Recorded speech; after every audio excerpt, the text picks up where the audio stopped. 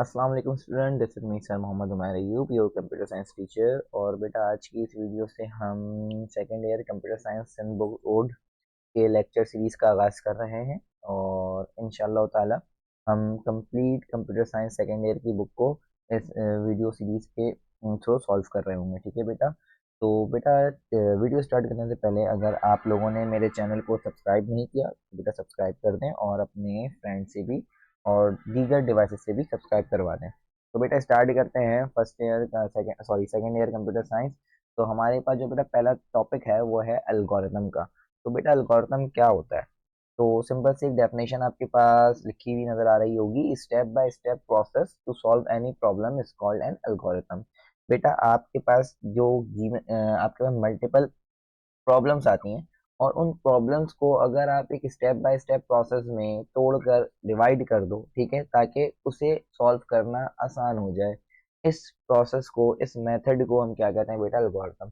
For example मैं आपको example देता हूँ। अगर तुमसे मैं कह दूँ, अच्छा एक बात याद रखना मेरा बेटा, आपके पास प्रॉब्लम तभी आएगी जब आपको उस चीज का सॉल्यूशन ना पता हो। ठीक है। एक चीज आपको पहले से आती है, लेट सपोज मुझे मुझे चाय बनानी है। अगर मुझे चाय बनानी आती है तो ये मेरे लिए प्रॉब्लम नहीं होगी। ठीक है। अगर मुझे चाय बनानी नहीं आती तो ये मेरे लिए एक प्रॉब्लम है। ठीक है। तो मुझे उस प्रॉब्लम को सॉल्व करना पड़ेगा। प्रॉब्लम को सॉल्व करने के बहुत सारे तरीकेकार हो सकते हैं, बहुत सारे मेथड होते हैं। गॉट इट मेरा बेटा? तो हम इसमें पढ़ेंगे एल्गोरिथम के बारे में। एल्गोरिथम की मदद से हम कैसे अपने प्रॉब्लम को छोटे छोटे स्टेप्स में तोड़कर डिवाइड करके उसे इजीली सॉल्व कर सकते हैं। ठीक है। तो इसकी डेफिनेशन होगी मेरा बेटा, step by step process to solve any problem is called an algorithm. अच्छा बेटा, एक बात मैं आपसे कहना चाहूंगा कि अगर आप लोग नोट्स की वजह से परेशान हो तो मेरे पास फर्स्ट ईयर कंप्यूटर साइंस और सेकेंड ईयर कंप्यूटर साइंस के कंप्लीट प्रॉपर नोट्स मौजूद हैं। अगर आप इस नोट्स को बाय करना चाहते हैं, परचेज करना चाहते हैं, तो मेरे व्हाट्सएप नंबर पे आप मुझसे कांटेक्ट कर सकते हैं और इसकी पीडीएफ आपको इंशाल्लाह ताला मिल जाएगी। ठीक है। तो हम बेटा स्टार्ट करते हैं एल्गोरिथम से। तो मेरा बेटा एल्गोरिथम क्या होता है क्या नहीं होता, हम इस चीज़ को स्टार्ट करते हैं। ठीक है। तो बेटा चलो स्टार्ट करते हैं। एक एग्जांपल से डेफिनेशन तो आप लोगों को समझ में आ गई होगी। Step by step process to solve any problem is called an algorithm. अपने किसी भी प्रॉब्लम को, किसी भी परेशानी को स्टेप बाय स्टेप वे में सॉल्व करने का नाम ही क्या है बेटा? एल्गोरिथम। फॉर एग्जांपल, अच्छा याद रखना मेरा बेटा, एल्गोरिथम लिखने के कुछ रूल्स होते हैं, रेगुलेशन होते हैं। जब तक आप रूल्स और रेगुलेशन को फॉलो नहीं करोगे आप एक एल्गोरिथम नहीं लिख सकते। ठीक है। तो एक छोटी सी एग्जांपल लेते हैं और उस एग्जांपल से स्टार्ट करते हैं। ठीक है। तो बेटा मेरे पास एक छोटी सी एग्जांपल है और वो एग्जांपल क्या है? मुझे एल्गोरिथम लिखना है, राइट एन एल्गोरिथम। ठीक है। राइट एन एल्गोरिथम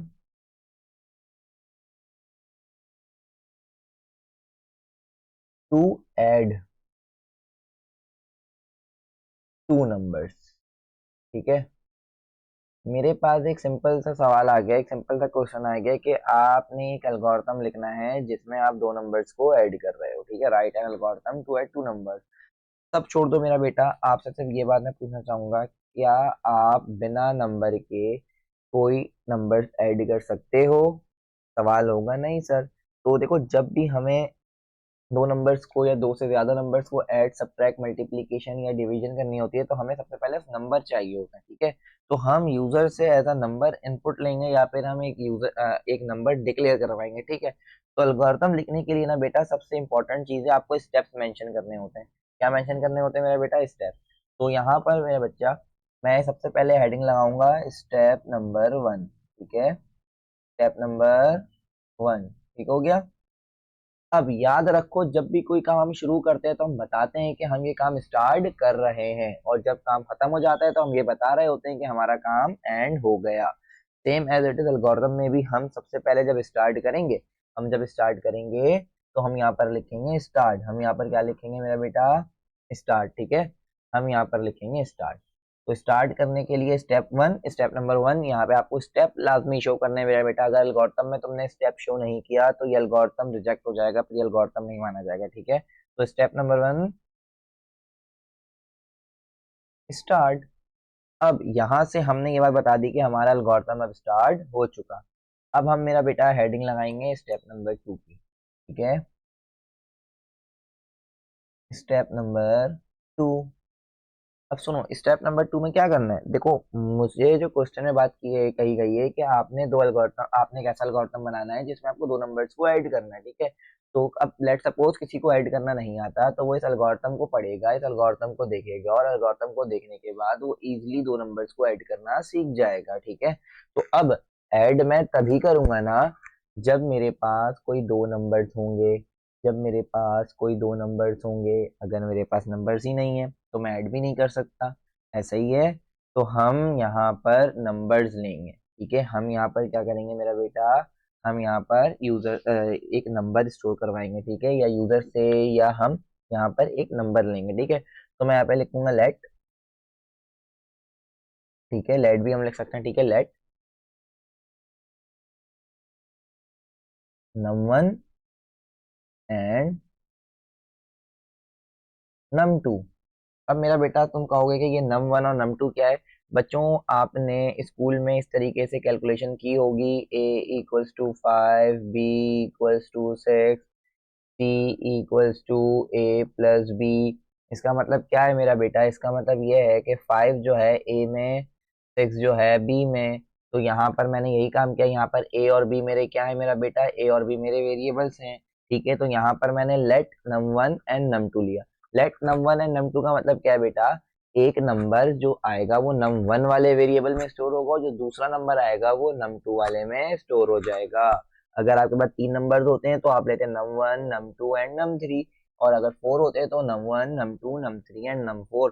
ऐसे ही सो ऑन चीजें चलती जाती। अब मेरा बेटा यहाँ पर वेरिएबल आप किसी भी नाम का बना सकते हो, लेकिन कोशिश करना कि वेरिएबल ऐसा बनाओ कि देखने वाले को ये बात समझ में आ जाए कि इस वेरिएबल के अंदर किस टाइप का डाटा स्टोर हुआ हुआ है, ठीक है। तो लेट num1 एंड num2 लिखा, ठीक है। तो यहाँ पे मुझसे ये बात समझ में आ गई कि एक num1 वेरिएबल है जिसमें एक नंबर आके स्टोर होगा, num2 दूसरा वेरिएबल है जिसमें दूसरा नंबर आके स्टोर होगा, ठीक है। उसके बाद मैं लिखूंगा स्टेप नंबर 3। देखो, स्टेप लिखना मत भूलना, स्टेप लिखना लाजमी है, ठीक है। स्टेप 3, और स्टेप 3 में मैं यहाँ पर कहूंगा हमारे पास दो नंबर तो आ गए। अब दूसरी बात, अब हमें क्या करना है, दो नंबर्स को ऐड करना है। तो बच्चों एक बात बताऊं, आपका एल्गोरिथम, तो एल्गोरिथम लिखना तो बहुत इजी है, लेकिन कोशिश ये करना कि एल्गोरिथम इतनी अच्छी वर्डिंग में, इतने अच्छे अंदाज में लिखना कि देखने वाले को तुम्हारी बात समझ में आ जाए कि तुम एक्चुअल उस एल्गोरिथम में क्या कहना चाह रहे हो, या उस एल्गोरिथम में क्या करवाना चाह रहे हो। तो आपकी वर्डिंग इतनी अच्छी होनी चाहिए, ठीक है। तो मेरे पास दो नंबर्स तो आ गए, अब इन दो नंबर्स को क्या करना है मेरा बेटा, ऐड करना है। तो मैं यहाँ पर ऐसे लिख सकता हूँ, add both numbers by using sum equals to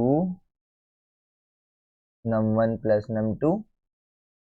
लिख सकता हूँ ना मेरा बेटा। इसका मतलब क्या है, इसका मतलब ये है कि आप दो नंबर्स को ऐड कर रहे हो, किस तरीके से, num1 और num2 को ऐड करने के बाद, num1 और num2 को ऐड करने के बाद इसकी वैल्यू जो भी आंसर आएगा उसे सम में स्टोर करवा रहे हो। सम भी यहाँ पर एक वेरिएबल है। यहाँ तक क्लियर है मेरा बेटा। तो चलो आगे चलते हैं, और आगे हम देखते हैं, जब हमने नंबर भी ले लिया, नंबर लेने के बाद नंबर को स्टोर भी करवा दिया, अब बेटा हमारा लास्ट काम क्या है, जो भी वैल्यू सम में स्टोर है, जो भी वैल्यू सम में आके स्टोर है सम वाले वेरिएबल में, उस वैल्यू को डिस्प्ले भी करवाना है ना। तो अब मैं यहाँ पर लिखूंगा स्टेप नंबर 4। स्टेप नंबर 4 में क्या होगा मेरा बेटा, स्टेप नंबर 4 में मैं लिखूंगा डिस्प्ले या फिर प्रिंट। डिस्प्ले या फिर प्रिंट, आप डिस्प्ले भी लिख सकते हो, आप प्रिंट भी लिख सकते हो, ठीक है। डिस्प्ले या फिर प्रिंट। नंबर किस में स्टोर है मेरा बेटा, सब में स्टोर है, तो मैं लिखूंगा सम। मतलब आपने स्टार्ट किया, स्टार्ट करने के बाद num1 में एक नंबर लिया, num2 में दूसरा नंबर लिया, उसके बाद स्टेप 3 में आ गए। स्टेप 3 में आने के बाद add both numbers by using num sum equals to num1 plus num2। num1 और num2 को ऐड करो और सम में स्टोर करवा दो, ठीक है। स्टेप 4 में आने के बाद आप कहते हो डिस्प्ले कर दो सम को, या फिर प्रिंट कर दो सम को। मतलब सम में जो भी वैल्यू उसे यूजर के सामने डिस्प्ले करवा दो, आउटपुट दिखा दो। यहाँ तक आपका काम कंप्लीट। लेकिन जब काम कंप्लीट होता है तो हम आखिरी में लिखते हैं स्टेप नंबर 5, ठीक है। स्टेप नंबर 5 में मैं क्या लिखूंगा कि यहाँ पे मेरा काम कंप्लीट हो चुका, यहाँ पर मेरा काम कंप्लीट हो चुका। तो उसके लिए जैसे तुमने स्टार्ट में बताई थी चीजें, स्टार्ट, वैसे ही तुम यहाँ पर बताओगे स्टॉप। यहाँ पर क्या लिखोगे मेरा बेटा? स्टॉप। स्टॉप लिखना लाजिम है। जैसे फर्स्ट स्टार्ट लिखना लाजिम था, वैसे ही स्टॉप लिखना भी लाजिम है। ठीक है, आपने स्टार्ट एंड स्टॉप लिखनी है, ये बातें। दैट्स इट मेरा बेटा। यहाँ तक कोई मसला, बहुत ही इजी सी चीज़ है, बहुत ही आसान सी चीज़ है। इसमें आपने एल्गोरिथम बनाना है, और एल्गोरिथम बनाना बहुत ही बच्चों वाला काम है। ठीक है, बहुत ही इजी चीज़ है। आपने क्वेश्चन पढ़ना है, क्वेश्चन पढ़ने के बाद आपने सिंपल सिंपल एक एल्गोरिथम क्रिएट करना है। ठीक है, आए हम नोट्स में कुछ क्वेश्चन है, उसे देख लेते हैं। तो देखो मेरा बेटा, यहाँ पर आप देखो, यहाँ पर आपसे कही जा रही है बात, आपने एक एल्गोरिथम लिखना है। Compute the distance travel by a train in which is running the speed of 60 kilometer per hour and reaches its destination in 1 hour 45 minutes. सही है। Write an algorithm to compute the distance travel by a train. इसमें क्या बात आपको समझ में आ रही है मेरा बेटा? इसमें ये बात आपको समझ में आ रही है कि स्पीड है ट्रेन की, वो क्या है? 160 किलोमीटर पर आवर की। ठीक है, और जो वो ट्रेन है अपने डेस्टिनेशन तक पहुंचती है 1 घंटा 45 मिनट में। ठीक है, तो आपने एल्गोरिथम लिखो और एल्गोरिथम में कंप्यूट द डिस्टेंस बताओ, टोटल डिस्टेंस क्या होगा ट्रेन का। ठीक है, तो देखो तुम्हारे पास टाइम भी गिवन है, तुम्हारे पास स्पीड भी गिवन है। तो डिस्टेंस का फॉर्मूला आप इजी लगाओगे, और डिस्टेंस का फॉर्मूला लगाने के बाद आप वैल्यू को डिस्प्ले कर दोगे। यहाँ पे आंसर भी है, तो देखो मेरा बेटा, मैं आंसर आपको दिखाता हूँ। तो हम किस तरीके से क्वेश्चन को सॉल्व करेंगे? यहाँ पर आपने सॉल्व करने का मतलब क्या, आपने एल्गोरिथम लिखना है। सबसे पहले आप एल्गोरिथम स्टेप 1 मैंने बताया था, स्टेप 1 में आपने लिख दिया स्टार्ट। स्टार्ट लिखना लाजम है। ठीक है, या तो स्टार्ट स्टार्ट में लिखोगे और लास्ट में या तो स्टॉप लिखोगे या फिर एंड लिखोगे। ठीक है, अब तुमसे क्या पूछा जा रहा है? तुमसे ये बात पूछी जा रही है कि भाई आपने डिस्टेंस बताना है। ठीक है, तो डिस्टेंस बताने के लिए enter the value of speed. Step number 2 क्या है? आपने स्पीड बतानी है, आपने स्पीड बतानी है, आपने स्पीड वहां से देखकर बता दोगे। ठीक है, अब उसके बाद क्या कह रहा है? Enter the value of time. ये स्टेप नंबर 3 यहाँ पर ऊपर लिख दिया गया है, स्टेप नंबर 3 ये रहा। ठीक है, फर्स्ट स्टेप स्टार्ट करोगे, सेकंड स्टेप में आप स्पीड बताओगे, थर्ड स्टेप में आप टाइम बताओगे। ठीक है, जब आपके पास स्पीड और टाइम आ गया तो हम डिस्टेंस निकालते हैं। डिस्टेंस का फॉर्मूला होता है क्या मेरा बेटा? Speed multiply by time. तो स्टेप 4 में आप क्या करोगे? स्टेप 4 में आप ये करोगे कि calculate distance by using formula speed multiply by time. Speed multiply by time, यहाँ तक इजी है मेरा बेटा, यहाँ तक कोई मसला? देन उसके बाद जब आपने फॉर्मूला कैलकुलेट कर लिया, सारी चीजें कैलकुलेट कर ली, तो उसे किस में स्टोर करवाया? डिस्टेंस में स्टोर करवाया। ठीक है, तो आप क्या लिख सकते हो? आप यहाँ पर लिखोगे स्टेप 5 में आप क्या लिखोगे? Right the value of distance, मतलब डिस्प्ले डिस्टेंस। और जब यहाँ तक एल्गोरिथम कंप्लीट, तो आपने बताना है मेरा एल्गोरिथम कंप्लीट। तो लास्ट स्टेप क्या होगा मेरा बेटा? एंडिंग का। बहुत छोटा सा, बहुत इजी सा, बहुत आसान सा सवाल था, और इस सवाल में होप्स हो कि आपको कोई प्रॉब्लम नहीं आएंगी। ठीक है, अब उसके बाद हमें देखना है कि भाई फ्लो चार्ट क्या होते हैं। अब हमें नेक्स्ट टॉपिक है हमारा फ्लो चार्ट का। ठीक है, तो एल्गोरिथम में मेरा बेटा कोई मसला? एल्गोरिथम बहुत इजी है। ठीक है, आगे हम देखते हैं मेरा बेटा फ्लो चार्ट। ठीक है, तो मेरा बच्चा फ्लो चार्ट क्या होते हैं? ठीक है, देखो एल्गोरिथम में क्या था, हम अपने प्रॉब्लम को स्टेप बाय स्टेप प्रोसेस में सॉल्व तो कर रहे थे, लेकिन वो बातें रिटर्न फॉर्म में थी, वो बातें इंग्लिश लाइक वर्डिंग में थी, ऐसा ही है। लेकिन जब इसी एल्गोरिथम को मैं अपने पिक्टोरियल फॉर्म में रिप्रेजेंट कर दूंगा, पिक्टोरियल फॉर्म में रिप्रेजेंट करने का मतलब क्या? हम डिफरेंट सिंबल्स की मदद से इसे रिप्रेजेंट करेंगे।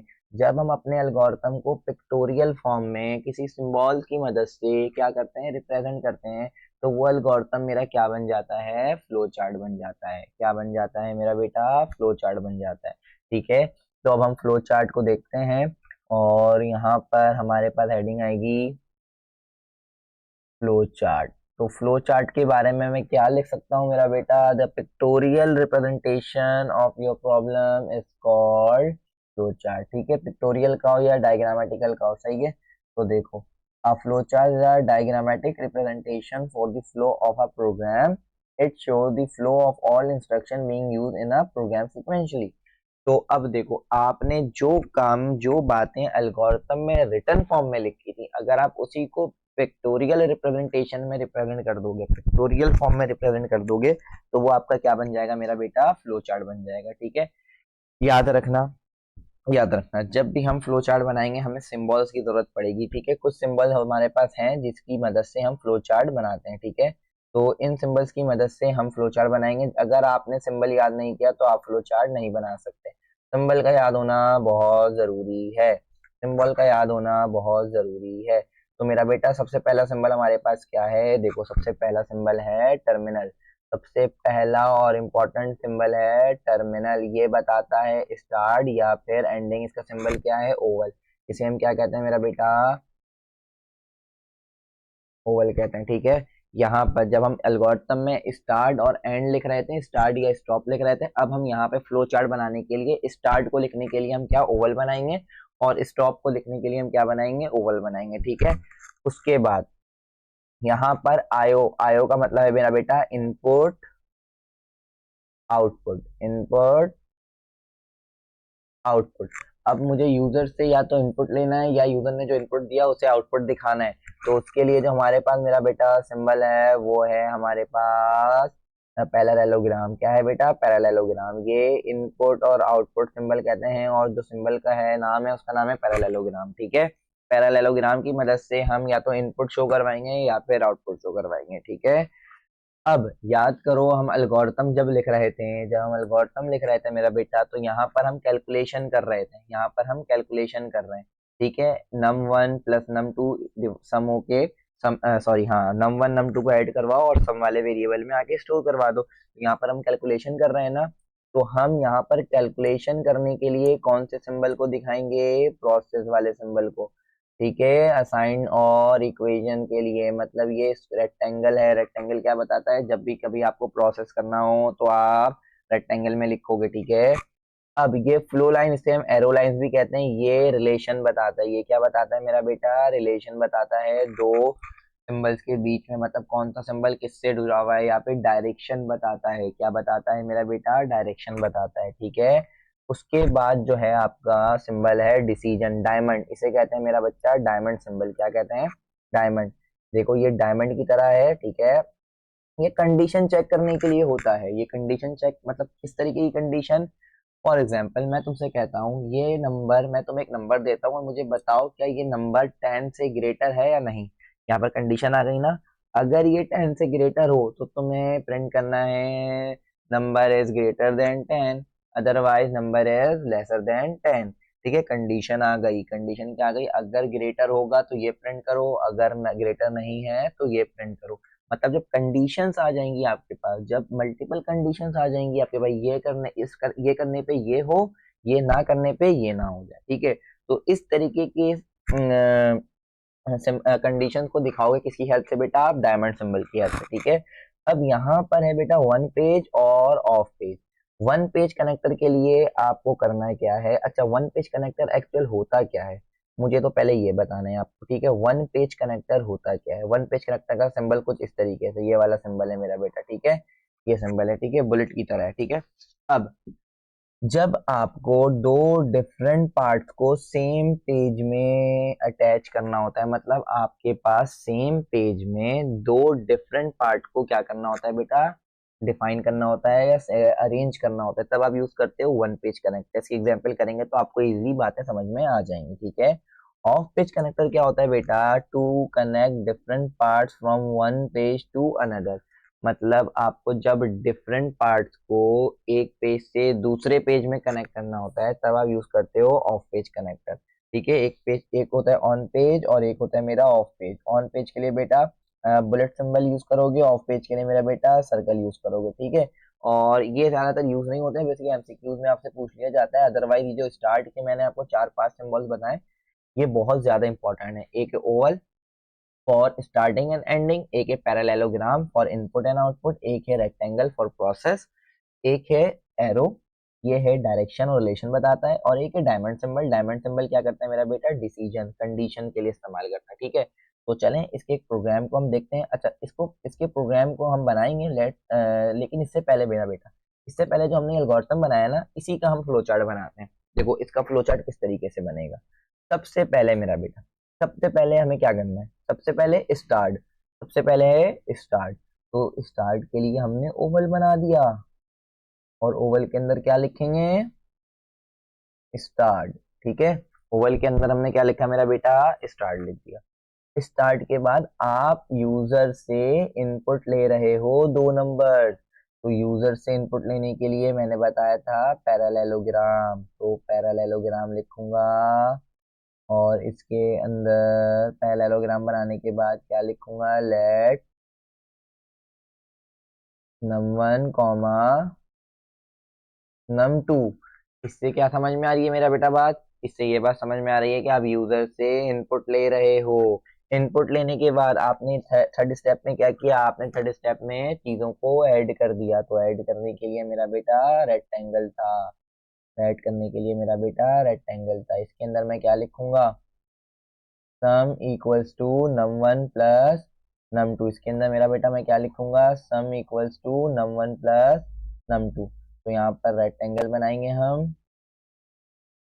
ठीक है, रेक्टेंगल में मैं लिख दूंगा सम equals to num1 plus num2। ठीक है, अब फोर्थ स्टेप में क्या है, आपने चीजें कैलकुलेट कर ली, कैलकुलेट करने के बाद आपको डिस्प्ले करना है। डिस्प्ले करने का मतलब मेरा बेटा आउटपुट दिखाना है।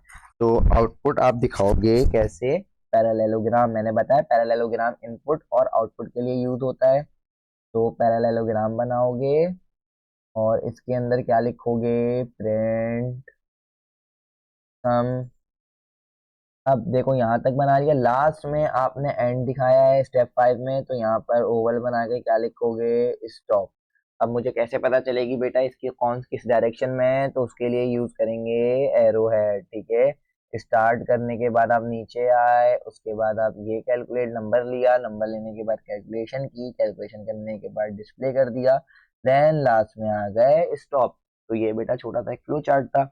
मुश्किल है क्या, कोई कोई मुश्किल नहीं है, बहुत इजी सी चीज है, बहुत आसान सी चीज है, इसमें कोई रॉकेट साइंस नहीं है, बहुत इजी चीज है। ठीक है मेरा बेटा, हम जैसे जैसे अपना लेवल हम बूस्टअप करेंगे, हम प्रोग्रामिंग की तरफ जाएंगे, हम फ्लो चार्ट के कॉम्प्लेक्स फ्लो चार्ट बनाएंगे, हम कॉम्प्लेक्स एल्गोरिथम बनाएंगे, तो चीजें आपको इंशाल्लाह ताला और ज्यादा वे में क्लियर होती जाएंगी। अभी स्टार्ट लिया है आप लोगों ने भी, तो स्टार्ट लेते वक्त आपने नॉर्मल बिल्कुल रिलैक्स होकर चीजों को देखनी है, समझनी है चीजें। ठीक है, step by step process to solve any problem is called an algorithm. अपने प्रॉब्लम को स्टेप बाय स्टेप सॉल्व करने का नाम को क्या कहा गया है बेटा, बेटा एल्गोरिथम कहा गया। ठीक है, एल्गोरिथम में हम कुछ चीजें को फॉलो करते हैं, कुछ रूल्स होते हैं, वो रूल क्या है हमारे पास, स्टेप्स, हमें स्टेप्स दिखाना है और स्टार्टिंग और एंडिंग पॉइंट भी दिखानी है। याद रखना, एल्गोरिथम आपका जितना छोटा होगा उतना ही अच्छा होगा, साथ ही साथ जितने बेस्ट वे में अपने प्रॉब्लम को एक्सप्लेन करोगे उतना ही तुम्हारा एल्गोरिथम अच्छा समझा जाएगा। ठीक है, आप एक काम शॉर्ट वे में हो सकता है, लेकिन आप लंबी कर रहे हो, आप उस काम को बहुत ज्यादा लॉन्ग मेथड में कर रहे हो, तो ये तो एल्गोरिथम होगा, बट इस एल्गोरिथम को इतना अच्छा नहीं समझा जाएगा, क्योंकि जो काम आसानी के साथ हो सकता है आप उसे लंबी कर रहे हो। ठीक है, तो एल्गोरिथम हमेशा इतना अच्छा बनाना, इतना प्रिसाइजली बनाना कि देखने वाले को बहुत ही आसानी से आपकी बात समझ में आ जाए। ठीक है, और उसी एल्गोरिथम की अगर पिक्टोरियल रिप्रेजेंटेशन की बात करूं तो उसे हम क्या कहते हैं, फ्लो चार्ट। ठीक है, the pictorial representation of your algorithm या of your problem is called flow chart. ठीक है, तो फ्लो चार्ट की डेफिनेशन मेरा बेटा यहाँ पर लिखी हुई है, आप यहाँ से देख सकते हैं। ठीक है, तो फ्लो चार्ट कहाँ गया, यहाँ पे मैंने हाईलाइट कर दिया। ठीक है, ये फ्लो चार्ट की डेफिनेशन है, आप यहाँ से इसकी डेफिनेशन कॉपी कर सकते हैं। अच्छा मेरा बेटा, अगर आपको ये नोट्स पीडीएफ फॉर्म में चाहिए तो आप मुझसे मेरे व्हाट्सएप नंबर पे कांटेक्ट कर सकते हैं, और मेरा व्हाट्सएप नंबर है बेटा 033 426 155 13। ठीक है, 033 426 155 13। आप मुझसे व्हाट्सएप पे कांटेक्ट करके फर्स्ट ईयर के complete note, second year complete complete note, first year के पास्ट पेपर 2006 से 2024 तक प्रिपरेशन पेपर, सारी चीजें आपको व्हाट्सएप पीडीएफ फॉर्म में इंशाल्लाह ताला मिल जाएंगी। तो मेरा बेटा ये बात समझ में आई किस तरीके से हम कर रहे हैं। चलो एक एग्जांपल देखते हैं, और एग्जाम्पल देखते हैं, हमारे पास एक फ्लो चार्ट की एग्जाम्पल है। देखो इसमें हमसे क्या बात कही जा रही है मेरा बेटा, इसमें हमसे ये बात कही जा रही है, write a program which use arithmetic operators to calculate the area of a triangle. बहुत ही इजी सा सवाल है मेरा बेटा, बहुत ही इजी सा सवाल है, इस सवाल को जरा पढ़ो।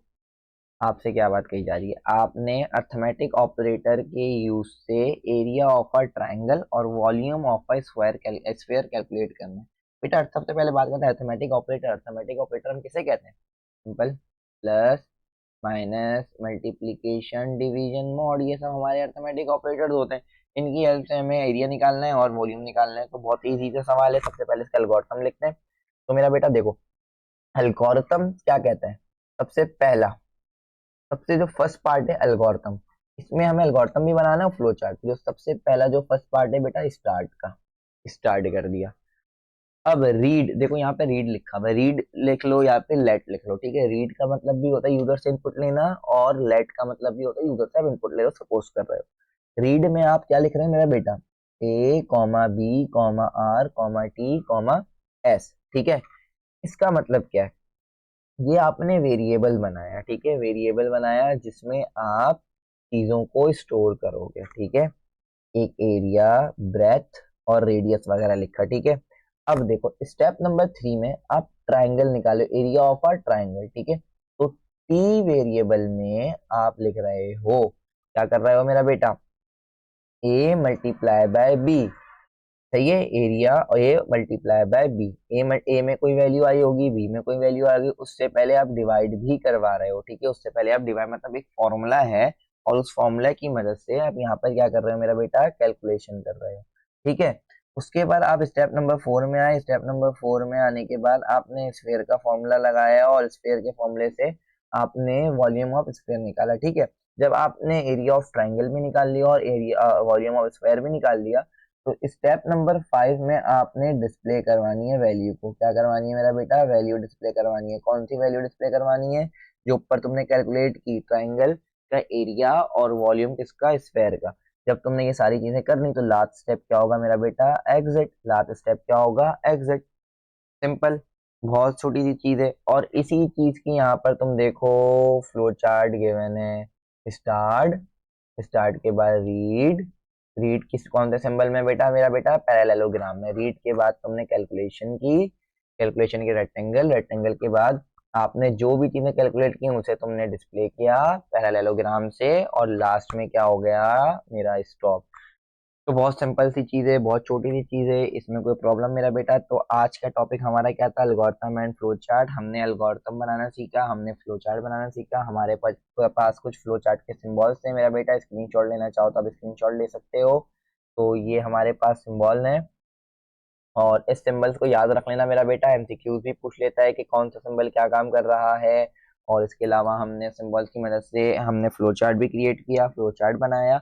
और आज का टॉपिक बहुत ही छोटा सा था, बहुत ही इजी टॉपिक था। उम्मीद है मेरा बेटा आपको मेरी ये वीडियो पसंद आई होगी। अगर पसंद आई है तो इस वीडियो को लाइक करें, शेयर करें, कमेंट करें, अपने क्लास फेलोज के साथ शेयर करें, ताकि वो भी इस वीडियो से फायदा उठा सकें, ठीक है। और मेरी मुमकिन कोशिश होगी कि हम इस वीडियो में, सॉरी इस चैनल में सेकेंड ईयर के कंप्लीट बुक को सॉल्व कर लें, कंप्लीट बुक सॉल्व कर लें सेकेंड ईयर का। और देन उसके बाद जब हम सेकेंड ईयर की बुक को सॉल्व कर लेंगे, तो मैं फर्स्ट ईयर की बुक को भी इंशाल्लाह ताला सॉल्व करवाऊंगा, ठीक है। तो जब तक के लिए मेरा बेटा मुझे दें इजाज़त। इंशाल्लाह मिलते हैं आपसे नेक्स्ट वीडियो में। अपना ख्याल रखें, दुआ में याद रखें। टेक केयर, अल्लाह हाफ़िज़।